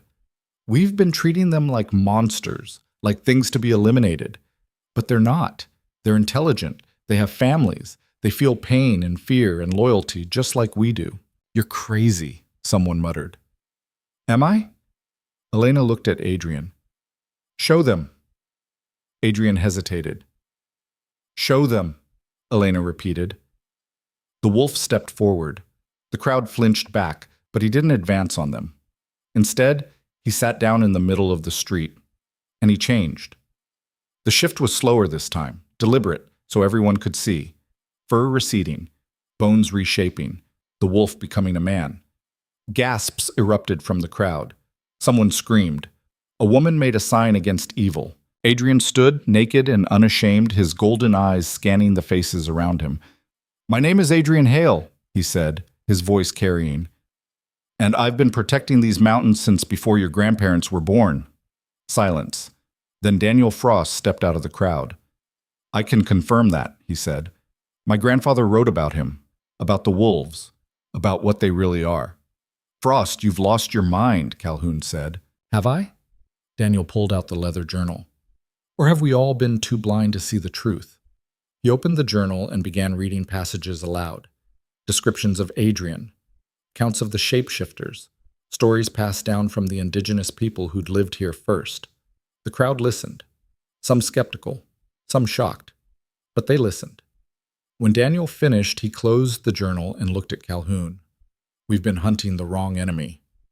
They killed to survive, Daniel interrupted. Same as we do when we hunt deer, same as we do when we slaughter cattle. The only difference is we call it farming and they call it survival. This is insane, Calhoun said, but his voice had lost its conviction. Is it? Elena moved to stand beside Adrian. Is it more insane than burning someone's home, than trying to shoot an unarmed woman? Calhoun's jaw worked. He looked at his deputies, at the crowd, at the wolves sitting calmly in the street. I was doing my job, he said finally. Your job is to protect people, Elena said, not exterminate them. Those aren't people. Yes, Adrian said quietly. We are. Bad. The standoff lasted 10 more minutes. Then Ruth, the woman from the general store, stepped forward. I want to hear more, she said. Ruth, Calhoun started. No. Ruth cut him off. I've lived here my whole life, and I've heard the stories. My grandmother used to tell them, about the guardians in the mountains, about the ones who kept the balance. She looked at Adrian. If he's one of them, then maybe we should listen. Others murmured agreement. Calhoun lowered his rifle. This is a mistake. Maybe, Ruth said, but it's ours to make. She walked forward until she stood a few feet from Adrian. You said you've been here for over 100 years? Yes. And you've been protecting the mountains? As best I can. From what? Adrian was quiet for a moment. Then he said, From what happens when the balance breaks. When one side takes too much and gives too little. Ruth studied his face. The avalanche 10 years ago. The one that destroyed the logging camp. That was you, wasn't it? The pack triggered it, Adrian admitted. The company was clear-cutting old growth, destabilizing the entire slope. If we hadn't stopped them, the whole mountain would have come down on Pinewood. Gasps from the crowd. You saved the town? Someone asked. We saved the mountain, Adrian corrected. The town was incidental. Ruth laughed, a short, sharp sound. Incidental. She shook her head. We owe you an apology. You owe us nothing. We owe you everything. Ruth turned to the crowd. How many times have things gone wrong and we blame the wolves, the bad winters, the failed crops, the accidents? She looked back at Adrian. But you weren't causing problems. You were trying to prevent them. Adrian didn't respond, but Elena saw something shift in his expression, a crack in the armor he'd worn for so long. This doesn't change anything, Calhoun said, but he sounded uncertain now. It changes everything, Ruth countered. She looked at Elena. You said they have a right to survive. I believe you, but what happens now? They can't just wander into town whenever they want. They won't, Elena said. They never wanted to. This was about showing you the truth, about giving you a choice. What choice? Coexist or destroy? Elena's voice was firm. Because if you keep hunting them, they'll have to fight back, and nobody wins that war. The crowd was silent. Then a man stepped forward, young, maybe 30, wearing rancher's clothes. I lost 2 calves last month, he said. I blamed the wolves. But if they're intelligent, if they can understand, he looked at Adrian. Can we make a deal? Adrian's eyes narrowed. What kind of deal? I don't fence off the creek anymore. Let you have access to water. In return, you don't touch my livestock. And if we're starving? The rancher hesitated. Then you come to me, and we figure something out. Murmurs of surprise rippled through the crowd. Another voice spoke up. A woman. I've been losing chickens, but I also never fixed the hole in my coop. That's on me. If I secure it properly, will you leave them alone? Adrian looked at Elena. She nodded. Yes, he said. More people stepped forward, making offers, proposing compromises. A handful stayed back, skeptical or afraid, but the majority seemed willing to try. Calhoun holstered his weapon. I still don't like this. You don't have to like it, Ruth said. You just have to accept it. And if I don't, then I'll run against you in the next election. Ruth smiled. And I think I'll win. Calhoun glared at her, but he didn't argue. He turned to Elena. You're a menace. I've been called worse. I'm sure you have. He looked at Adrian. You stay on your side of the mountain. We stay on ours. We got a problem. We talk first before anyone grabs a gun. Agreed, Adrian said. Calhoun nodded once, then turned and walked away, his deputies following. The crowd began to disperse, slowly, people still staring at the wolves, at Adrian, at Elena. Ruth lingered. You need a place to stay. Your cabin's gone. I'll figure something out, Elena said. Stay with me. Ruth's tone left no room for argument. At least until you get back on your feet. Elena blinked. You're serious? Dead serious. Ruth glanced at Adrian. Him too if he wants, though he might prefer the woods. Adrian smiled, a real smile this time. The woods suit me fine. Thought so. Ruth turned to leave, then paused. For what it's worth, I think you did the right thing, both of you. Thanks, Elena said quietly. When Ruth was gone, Elena looked at Adrian. The pack had moved to the edge of town, waiting. We did it, she said. You did it, Adrian corrected. I would have fought them. You made them listen. We made them listen. Elena reached for his hand. Together. Adrian laced his fingers through hers. What happens now? Now we rebuild. Elena looked toward the mountains. We find a new place. We make it work. With them? Adrian nodded toward the town. With anyone who's willing to try. They walked out of Pinewood side by side, the pack falling into formation around them. As they crossed the town line, Adrian changed back into wolf form. Elena kept walking, one hand resting on his head, feeling the warmth of his fur under her palm. The mountains rose ahead of them, snow-covered peaks sharp against the blue sky. "We need to find the ruins again," Elena said. "Make camp there until we can build something permanent." Alpha huffed in agreement. "And we need to establish boundaries, make sure everyone knows where the territory lines are." Another huff. "And we should probably figure out what to do about Daniel Frost. He knows too much." Alpha stopped walking. He looked up at her with those golden eyes. "Right," Elena said. "He's an ally, not a threat." The wolf bumped her hand with his nose. They walked in silence for a while, the pack spreading out around them, scouting ahead and behind. Elena's mind was already working through logistics. They'd need shelter, food stores, a way to communicate with the town without constant trips back and forth. But for the first time in longer than she could remember, she felt something other than emptiness. Hope. Not the naive kind. Not the kind that expected everything to work out perfectly. The kind that acknowledged the difficulty and chose to try anyway. "We're going to make this work," she told Alpha. "I don't know how, but we will." The wolf pressed against her side, his weight solid and reassuring. Behind them, pinewood grew smaller. Ahead, the wilderness opened up, vast and wild and unforgiving. But it wasn't empty anymore. It was home. Y por paras. 3 weeks later, Elena stood at the edge of the reconstructed camp near the ruins. It wasn't much.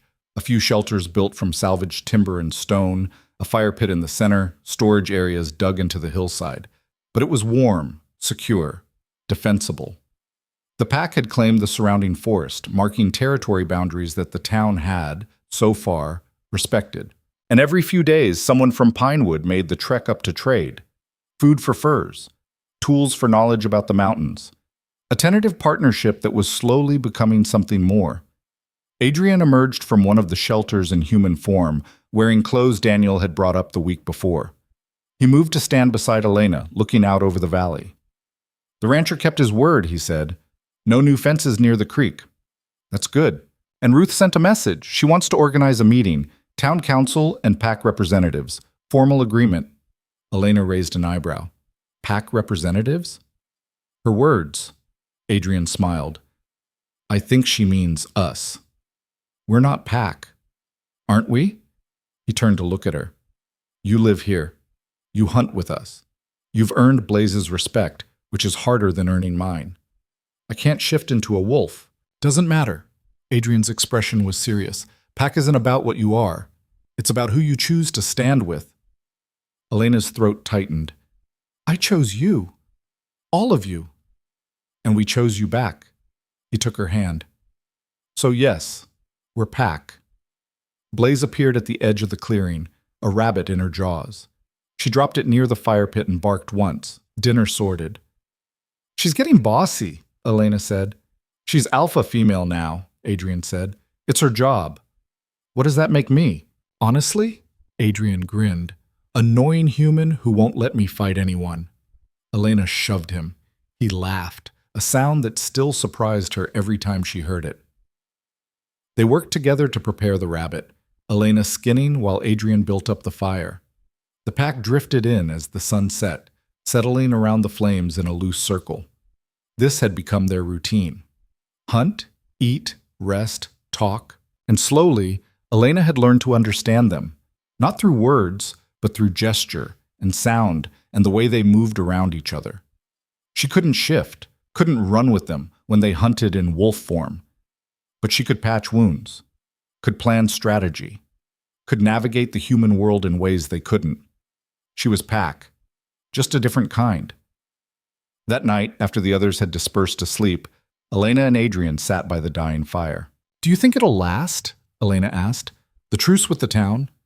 "I think people are capable of change when they have a reason to." Adrian poked the embers with a stick. "You gave them a reason."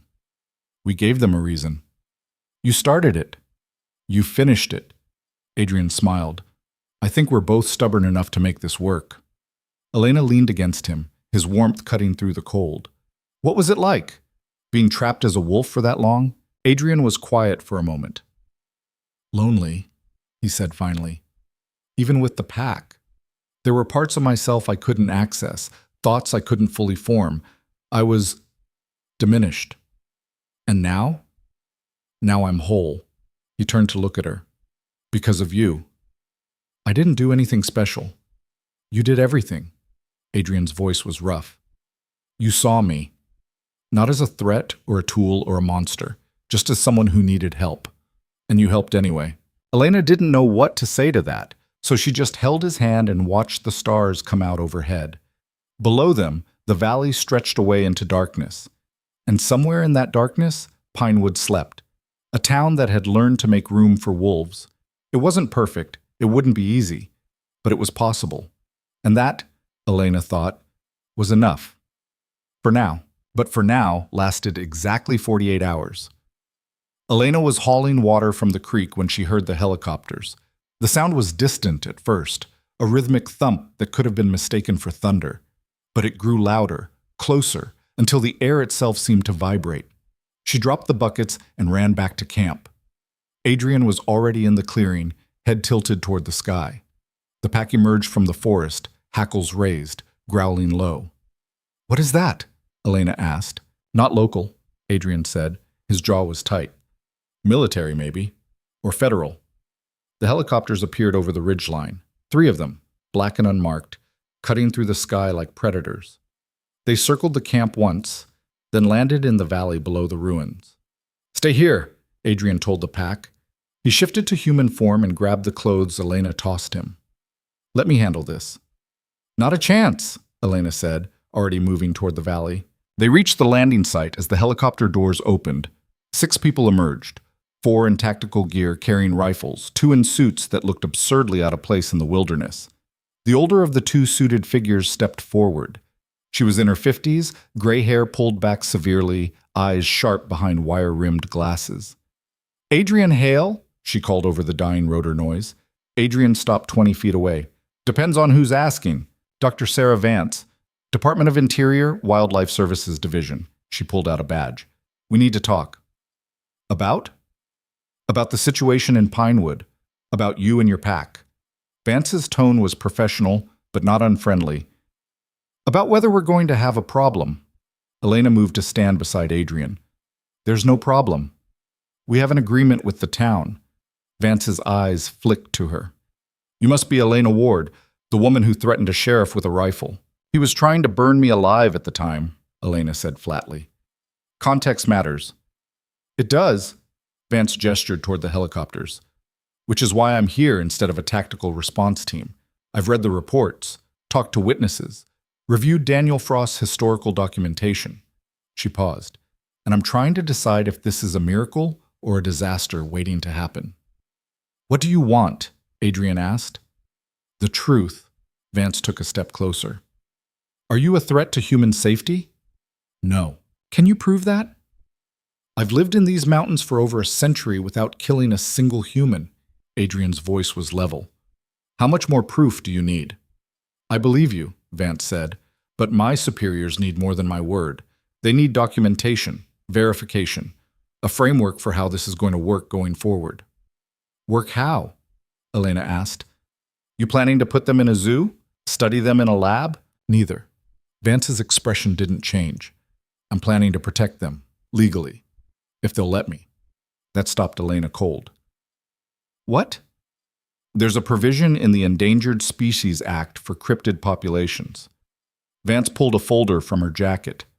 It's never been used because we've never confirmed the existence of a cryptid species. Until now. She handed the folder to Adrian. He opened it, scanning the pages.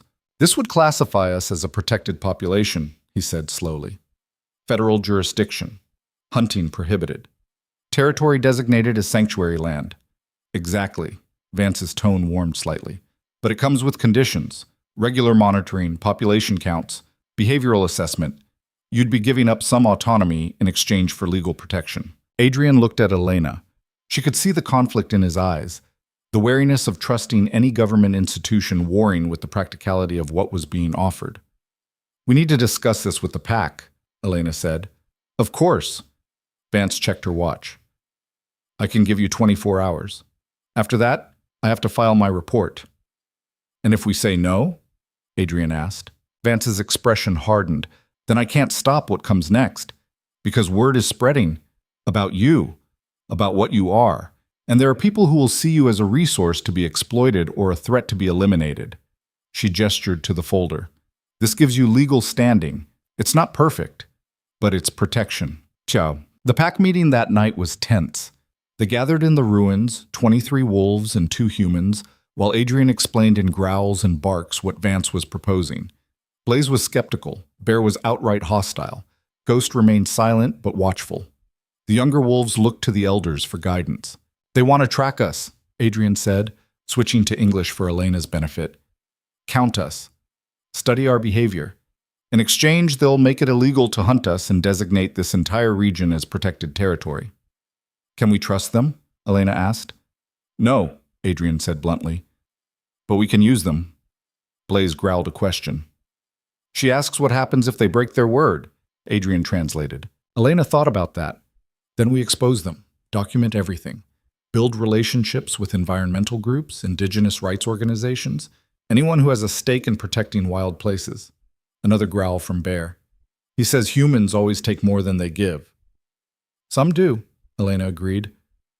But not all. And we've already proven that here.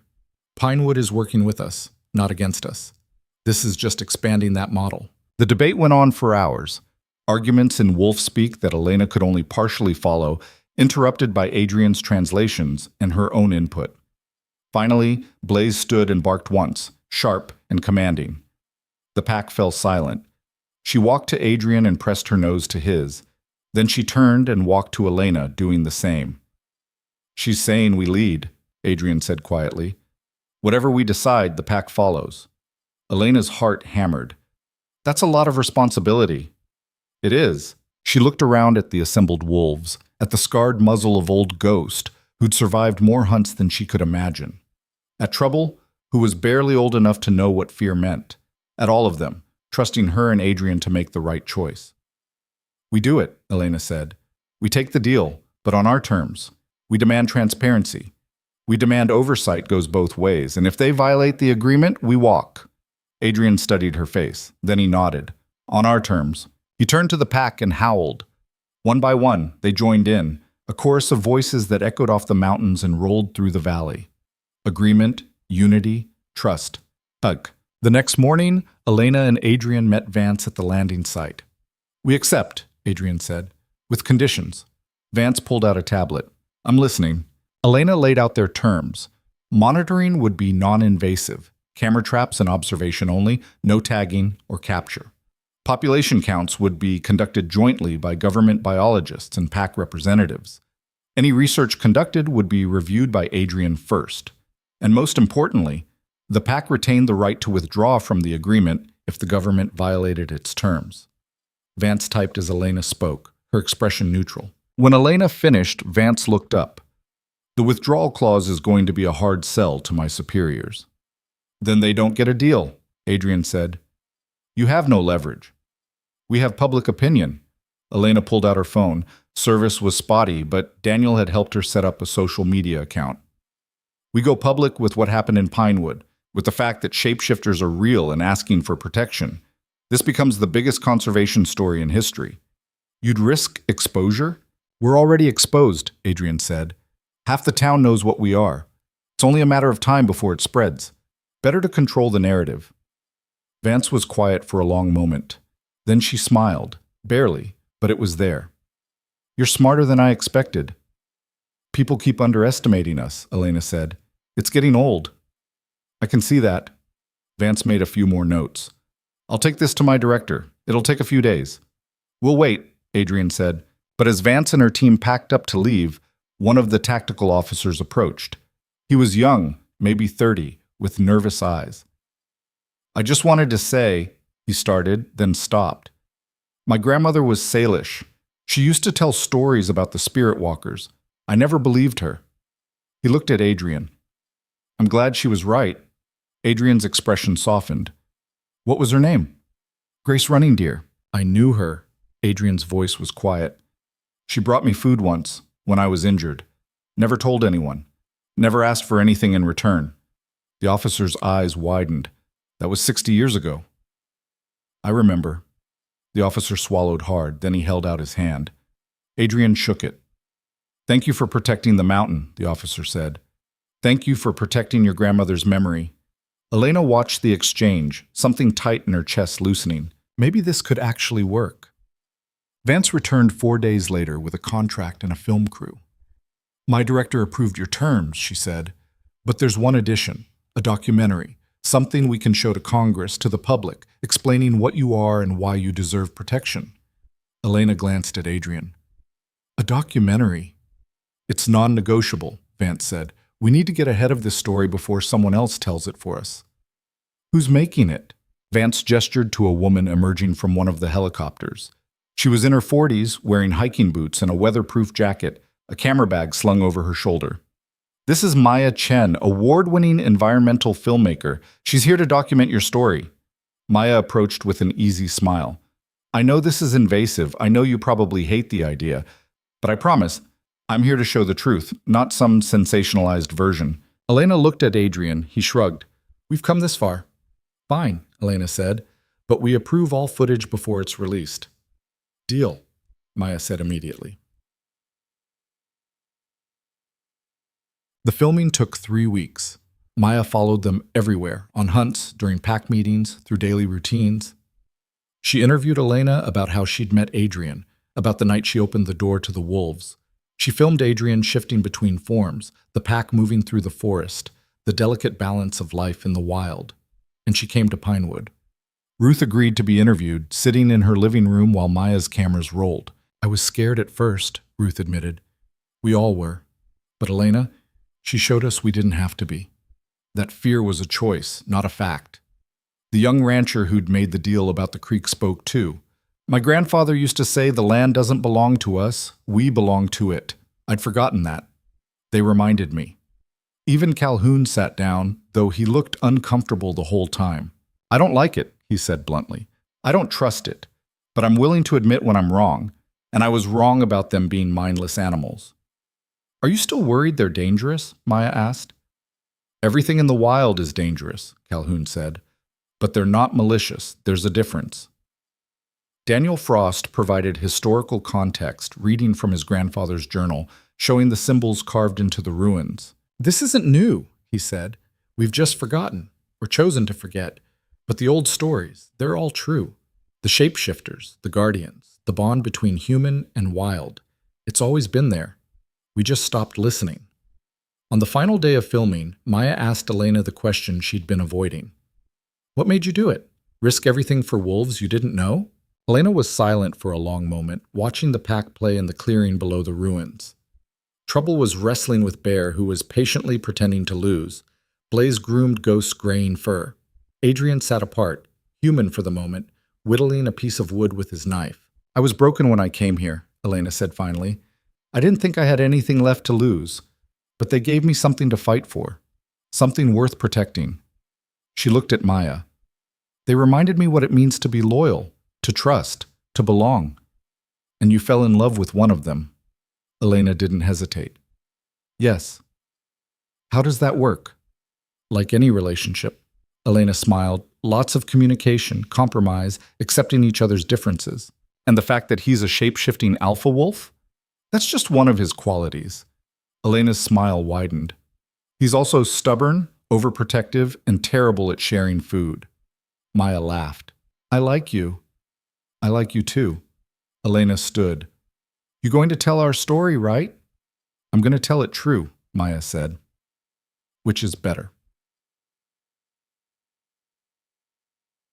The documentary premiered 6 months later at a film festival in Seattle. Elena and Adrian watched from the back of the theater, both of them tense.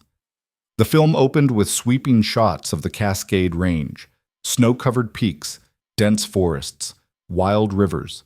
Maya's narration was simple and clear. For over a century, a secret has lived in these mountains. Not a threat, not a monster, but a bridge between worlds, human and animal, civilized and wild. Footage of the pack moving through the trees, of Adrian shifting forms, of Elena treating wounds, cooking over a fire, laughing with the wolves.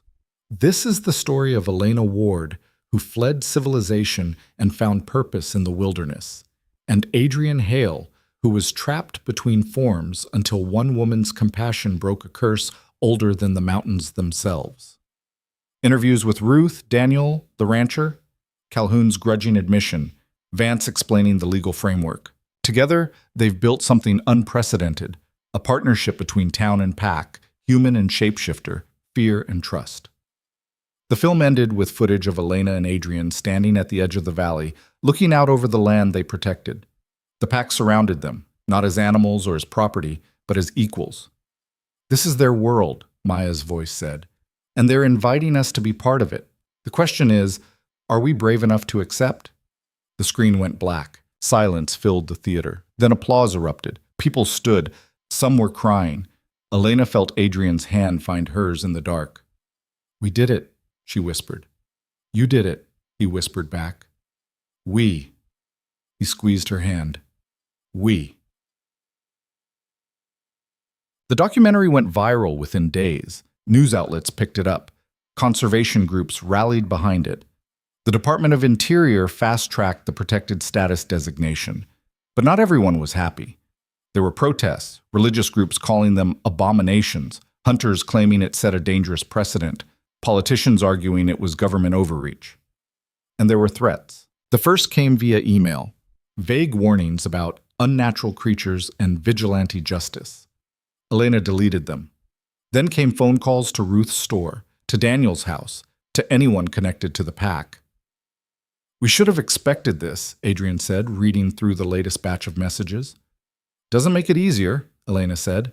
They were in the shelter they'd built together, a proper cabin now, with walls and a roof and windows that actually closed. The pack had helped, carrying timber and stone, working alongside human volunteers from Pinewood. It wasn't fancy, but it was theirs. "Vance says the state police are monitoring," Adrian said. "Anyone makes a move toward the sanctuary, they'll be arrested." "That's assuming they care about being arrested." "Fair point." Elena stood and walked to the window. Outside, snow was falling, the first real storm of winter. The pack was bedded down in their dens, warm and safe. "Do you regret it?" she asked. "Going public?" "No." Adrian came to stand beside her. "I spent 100 years hiding. I'm done with that." "Even if it puts you in danger?" "Especially then." He turned her to face him. "I'd rather fight for the right to exist than hide and hope no one notices." Elena leaned into him. "When did you get so philosophical?" "When I met a stubborn woman who refused to let me die in a ditch." She laughed despite herself. "Fair." A howl rose from outside, Blaze calling the pack to attention. Adrian tensed. "Something's wrong." They grabbed coats and ran outside. The pack was assembled in the clearing, all facing north. The snow was coming down harder now, visibility dropping. And through the white, figures were emerging. Not wolves, people. Elena's hand went to the rifle she kept by the door, but Adrian caught her wrist. "Wait." The figures came closer. 10 of them. 20. More. They were carrying lanterns that cut through the snow, casting warm circles of light. Ruth was at the front. Behind her, the rancher, Daniel, Maya, others from Pinewood, and people Elena didn't recognize, strangers wearing the insignias of conservation groups, indigenous rights organizations, environmental coalitions. Ruth stopped at the edge of the clearing. "We heard about the threats," she called. "Figured you could use some backup." Elena's throat tightened. "You didn't have to come all the way up here in a storm." "Yes, we did." Ruth's expression was firm. "You stood with us when we didn't deserve it. Now we stand with you." One of the strangers stepped forward, a man in his 60s with weathered skin and long gray braids. "I'm Henry Whitehorse, Salish elder. My people have stories about the spirit walkers going back generations. When we heard you were in danger, we came." As did we. A woman in a Sierra Club jacket raised her hand. "We're not letting anyone hurt you, not without going through us first." More voices joined in, declarations of support, promises of protection. The pack shifted restlessly, uncertain how to respond to so many humans, but Blaze stepped forward. She walked directly to Ruth and touched her nose to the woman's hand. Ruth laughed, her eyes wet. "Hello to you too." One by one, the other wolves approached the gathered humans. Cautious, wary, but willing to try. Elena looked at Adrian. His expression was stunned. I never thought... He stopped, his voice rough. I know, Elena said.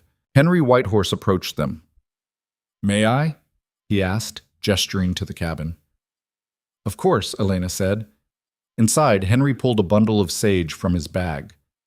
With your permission, I'd like to perform a blessing for the land, for the pack, for the partnership you're building. Adrian nodded, too overwhelmed to speak. Henry lit the sage, the smoke curling through the cabin. He chanted in a language Elena didn't understand, his voice deep and resonant. When he finished, he looked at Adrian. You've carried a heavy burden for a long time. You can put it down now. Adrian's composure cracked. He sat down heavily, his hand shaking. Henry rested a hand on his shoulder. You're not alone anymore. The crowd stayed through the night. They built fires in the clearing, shared food, told stories. The pack mingled warily at first, then with growing comfort. Trouble made friends with a group of college students who'd driven up from Portland. Bear discovered that Maya would scratch exactly the right spot behind his ears. Elena moved through the gathering, overwhelmed by the support. These were people who didn't know her, who owed her nothing, who'd come anyway. This is what it should have been all along, Ruth said, appearing at her elbow. Humans and wolves, working together. It's what it can be now, Elena corrected. Thanks to you. Thanks to all of us. Elena looked around the clearing. Every person here made a choice, to show up, to stand with us. You made it possible. Ruth squeezed her arm. Don't sell yourself short. As dawn broke, the crowd began to disperse. But before they left, Henry gathered everyone together. We're going to establish a formal alliance, he announced. Representatives from the pack, from Pinewood, from the conservation groups, and from the tribal nations. We'll meet quarterly to address concerns, mediate conflicts, and protect this partnership. Like a council, Daniel said. Exactly like a council. Henry looked at Adrian and Elena. If you'll serve on it. Elena glanced at Adrian. He nodded. We will, Elena said. The crowd erupted in applause. Spring came slowly to the mountains that year. The snow melted in patches, revealing green shoots and muddy earth. The pack's territory was officially designated as protected land, with signs posted at every access point. Elena and Adrian attended the first council meeting in Pinewood's community center. It was awkward and tense and ran 3 hours over schedule. But at the end, they had a framework. Rules, protocols, a way forward. Over the following months, the partnership deepened. The pack helped track poachers who were illegally hunting elk. Pinewood residents volunteered to maintain the sanctuary boundaries. Conservation groups brought in resources, medical supplies, winter food stores, equipment for monitoring. And slowly, carefully, other shapeshifters began to appear. Not many, just a handful. Solitary wolves who'd been hiding, who'd heard about the sanctuary and come seeking refuge. Adrian greeted each one personally, offering them a choice: join the pack or live independently with the pack's protection. Most chose to join. Elena watched the pack grow from 23 to 37, then to 45. Watched them build dens and raise pups and establish a community that was thriving, not just surviving. And she watched Adrian transform too. Not physically, he still shifted between wolf and human as needed, but emotionally. The hardness that had defined him for so long softened. He laughed more, trusted more easily, let people in. One night, as they sat by the fire outside their cabin, he said, I never thought I'd be happy. Elena looked at him. Are you happy? Yes. He said it like it surprised him. For the first time in over a century, yes. Elena leaned against him. Good. They sat in silence, watching the stars come out overhead. I love you, Adrian said suddenly. Elena's breath caught. They'd never said it out loud before, had danced around it, implied it, shown it in 1,000 small ways, but never spoken it. I love you too, she said. He kissed her then, slow and deep and full of promise. When they pulled apart, Elena said, So what happens now? Adrian smiled. Now we keep going, building, growing, proving that this can work. Together. Always together. 5 years later, Elena stood at the entrance to the sanctuary, watching a film crew set up equipment. They weren't the first. The documentary had spawned a whole genre, Films and articles and books about the Cascade Pack, about the woman who'd saved them, about the partnership that had changed everything. Elena had stopped trying to control the narrative. Let people tell the story however they wanted. The truth was in the work, not the words. The sanctuary now covered over 50,000 acres. The pack had grown to 73 wolves, including 4 breeding pairs and 12 pups born that spring. The council met monthly instead of quarterly. 3 other shapeshifter communities had reached out, seeking guidance on establishing their own protected territories. And Pinewood had become a destination. Not for tourism, they'd fought hard to keep that out, but for researchers, conservationists, people who wanted to learn how to build better relationships with the wild. Ruth had been elected mayor. Daniel was writing a book. The rancher had started a consulting business helping other ranchers coexist with predators. And Elena had found her place. She wasn't a mediator or a politician or a celebrity. She was just someone who'd made a choice and kept making it, day after day, to choose compassion over fear, trust over cynicism, connection over isolation. Adrian appeared at her side, human for the moment, wearing the flannel shirt she'd given him for his birthday.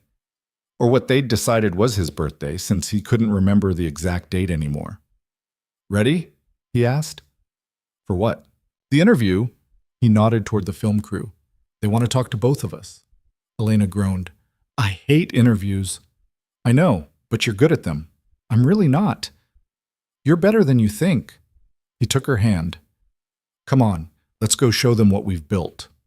They walked together toward the cameras, the pack emerging from the forest to surround them. Not as guards or as props, but as family. The interviewer was young, eager, nervous.